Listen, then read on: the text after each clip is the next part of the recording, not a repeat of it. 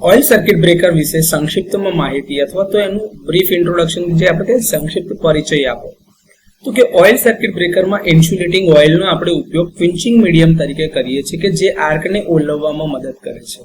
આમાં કોન્ટેક્સને ઓઇલમાં સંપૂર્ણપણે ડુબાડવામાં આવે છે. જ્યારે ફોલ્ટ થાય છે ત્યારે કોન્ટેક્સ એકબીજાથી અલગ થાય છે, એટલે કે તમારા ફિક્સ કોન્ટેક્ટથી મૂવિંગ કોન્ટેક્ટ છૂટા પડે છે અને એના જ કારણે એ કોન્ટેક્સ ઉપર આર્ક ઉત્પન્ન થાય છે.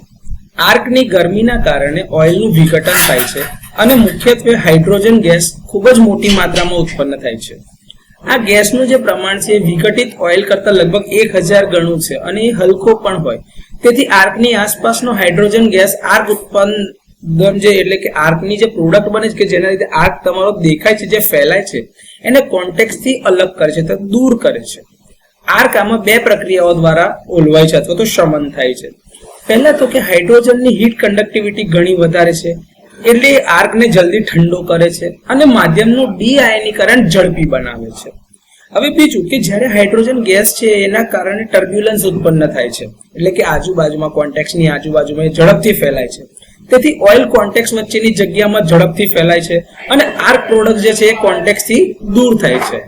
અને આર્ક આ બે મેથડથી અથવા તો બે પ્રક્રિયાઓ જે સાથે સાથે ચાલે છે એના કારણે આર્ક ઓલવાય છે અથવા તો ક્વેન્ચ થાય છે. આ રીતે ઓઇલ સર્કિટ બ્રેકરની અંદરમાં આર્ક ક્વિન્ચિંગ થાય છે અને આ ઓઇલ સર્કિટ બ્રેકરનું બ્રીફ ઇન્ફોર્મેશન અથવા તો બ્રીફ ઇન્ટ્રોડક્ટરી વાત છે, જેમાં સંક્ષિપ્તમાં એનો પરિચય આપેલો છે.